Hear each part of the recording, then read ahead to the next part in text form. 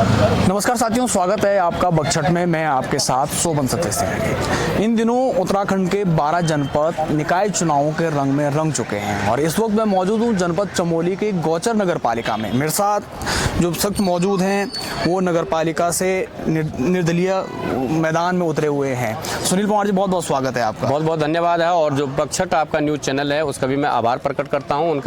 उनके सभी श्रोताओं को नव वर्ष 2025 की मैं बहुत बहुत शुभकामनाएं, मंगलमयी शुभकामनाएं। आपको भी बहुत बहुत शुभकामनाएं नव वर्ष की। पंवार जी, आप कांग्रेस में लंबे समय से रहे हैं, कई पदों पर आप रहे हैं। इससे पहले के चुनाव में कांग्रेस ने आपकी धर्मपत्नी को भी टिकट दिया था, लेकिन आप खुद कांग्रेस से बगावत कर मैदान में उतरे हुए हैं, क्या कहेंगे? देखिए, धर्मपत्नी भी हमारी पार्टी से जुड़ी हुई है और एक आम कार्यकर्ता है जी। और धर्मपत्नी भी कार्यकर्ता है, सुनील पंवार भी कार्यकर्ता है। जितनी जिम्मेदारी मेरी बनती है उतनी जिम्मेदारी उसकी भी बनती है पार्टी के अंदर।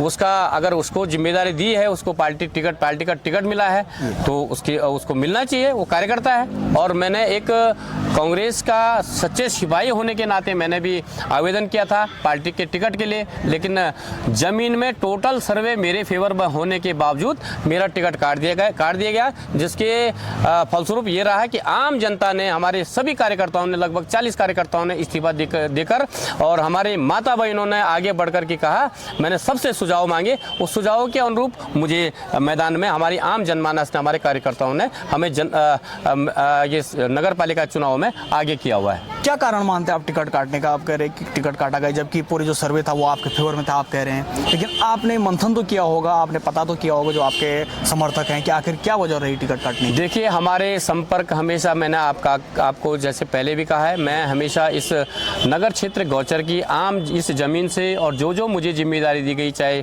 उपचुनाव बद्रीनाथ की हो, उपचुनाव केदारनाथ की हो, और मैं अपने कार्यों पर विश्वास रखता हूं। मैं बड़े बड़े नेताओं के आगे पीछे घूमने में विश्वास नहीं रखता हूं। और जो बड़े बड़े जो नेता हैं, जो हमारे शीर्ष नेतृत्व हैं, जो दूसरे प्रत्याशी हैं, उनके संपर्क बड़े नेताओं से ज़्यादा हैं। तो मुझे यह लगता है कि उनके संपर्क ज़्यादा होने के कारण वो कोई सर्वे पर नहीं ध्यान दिया गया, जमीन में कोई ध्यान नहीं दिया गया और बिना लाग लपेटे के ऐसे प्रत्याशी को टिकट दिया गया जो कहीं जमीन में था ही नहीं। अच्छा पंवार जी, अब आप, क्योंकि उससे पहले कयास ये भी लगाए जा रहे थे कि आप नाम वापस लेंगे, लेकिन आपने नाम वापस नहीं लिया है, इसको लेकर क्या शीर्ष नेतृत्व के, कांग्रेस के शीर्ष नेतृत्व ने किसी ने संपर्क किया हो आपसे? संपर्क शीर्ष नेतृत्व ने जरूर किया है। हमारे जो स्थानीय विधायक हैं, नज़दीकी विधायक हैं, बद्रीनाथ विधानसभा के विधायक मेरे घर तक पहुंचे थे। जी। मैंने कहा आप जरूर आइए, चाय पीजिए, आपका स्वागत है, आप हमारे माननीय हैं और हम आपको नकार नहीं सकते हैं, लेकिन जहाँ तक बैठने की बात है जी, जनता ने मुझे आगे किया हुआ है, कांग्रेस कमेटी ने नहीं किया हुआ है। कांग्रेस पार्टी ने मुझे टिकट नहीं दिया कि जो आप मुझे बैठने के लिए कहें। मेरी यहाँ की माँ बहनों ने,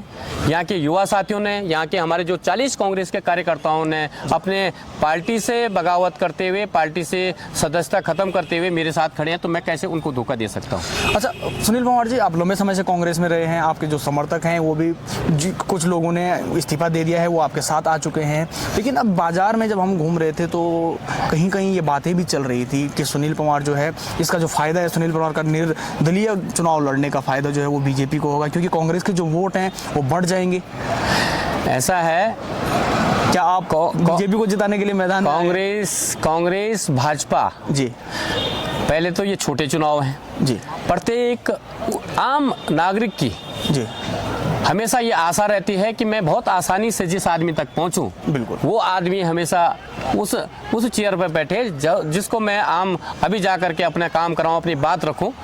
तो ऐसा नहीं है कि भाजपा और कांग्रेस, भाजपा को कोई फायदा होने वाला है। हमारे साथ भाजपा के कई लोग जुड़े हुए हैं। अच्छा। हमारे भाजपा के साथी भी हमारे साथ जुड़े हुए हैं और कांग्रेस के जो साथी पार्टी की जंजीरों से जकड़े हुए हैं, उनका जो है मत और दिल यहाँ है, केवल वो जो है भारी शारीरिक ढांचा उनका जरूर वहाँ खड़ा है। और वही भाजपा की भी स्थिति है।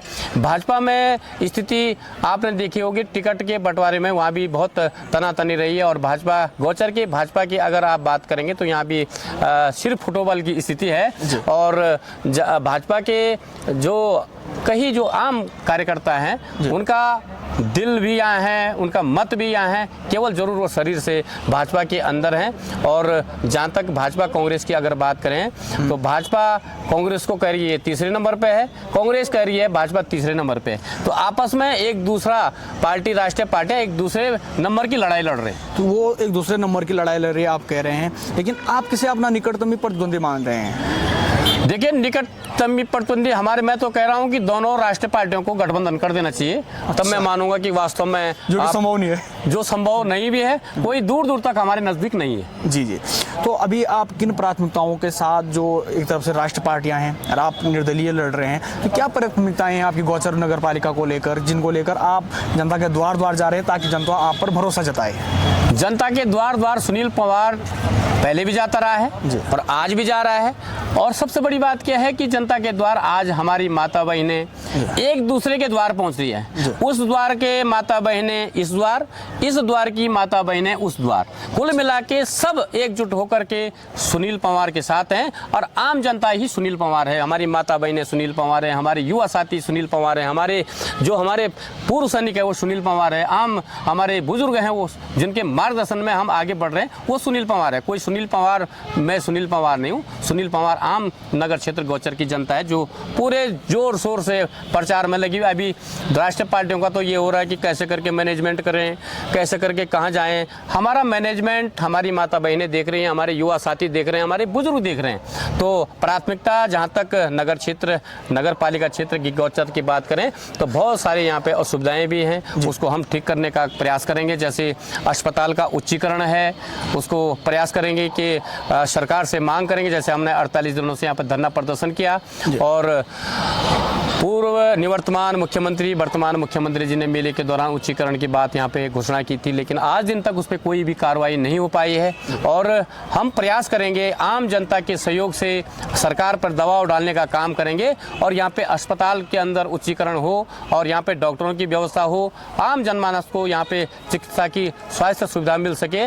और दूसरी ओर मैंने जैसे रास्तों की बात करी, रास्ते जो आम रास्ते हैं, नाली हैं, रास्ते हैं, ये बहुत बड़ी बात नहीं है। लेकिन जो हमारे बड़े प्रोजेक्ट हैं यहाँ पे, चाहे रेलवे है चाहे हेलीपैड है, उनके दोनों ओर जो है ज़मीनों पे जो है पाबंदी लगाई गई है 200 मीटर 400 मीटर। और हमारे साथियों ने, कई हमारे जो ग्रामीण क्षेत्रों से यहाँ पे बसे हुए हैं, उन्होंने अपने खून पसीने की पैसों से यहाँ पे ज़मीनें खरीदी हुई हैं, लेकिन उसकी पाबंदी के होने के कारण न तो मकान बना पा रहे हैं, न बेच पा रहे हैं। तो हम चाहेंगे कि सरकार से निवेदन भी करेंगे और दबाव भी करेंगे सरकार के सहयोग से, आम जनता के सहयोग से, कि इस पाबंदी को या तो हटाया जाए और या तो इस जमीन को सरकार अधिग्रहण कर दे।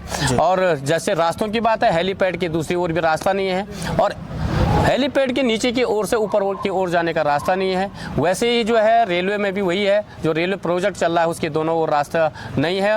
और यहाँ पे जो वार्ड हैं हमारे, जो हेलीपैड का जो पानी है वो 3 नंबर 6 नंबर में पानी जाता है, जिससे वहाँ पे जल भराव की समस्या हो जाती है। राष्ट्रीय राजमार्ग का पानी साकेत नगर, भटनगर, बंदरखंड में घुसता है, वहाँ पे बहुत असुविधा होती है। तो हम चाहेंगे इन जो बड़ी समस्याएं हैं, बरसाती सीजन में पानी बहुत गंदा आता है जो पीने लायक नहीं रहता है, उस पर भी हम काम करने का प्रयास, बहुत सारे कार्य हैं जिनको होना है। बाकी रास्ते, नाली, ये तो बहुत बड़ी बात नहीं है, ये तो नगर पालिका में जो होगा वो तो हो ही जाएगा। ये छोटी छोटी काम है और बाकी बहुत सारे बड़े काम हैं जो हम करने के लिए प्रयास करेंगे। बिल्कुल बिल्कुल। तो चलिए, बहुत बहुत शुभकामनाएं आपको। और बाकी गौचर की जनता क्या फैसला लेती है वो 23 तारीख वो ईवीएम में कैद हो जाएगा। तमाम जानकारी जो है निकाय चुनावों को लेकर वो हम आपको देते रहेंगे। आप हमारे साथ बने रहिए। बहुत बहुत धन्यवाद आपको।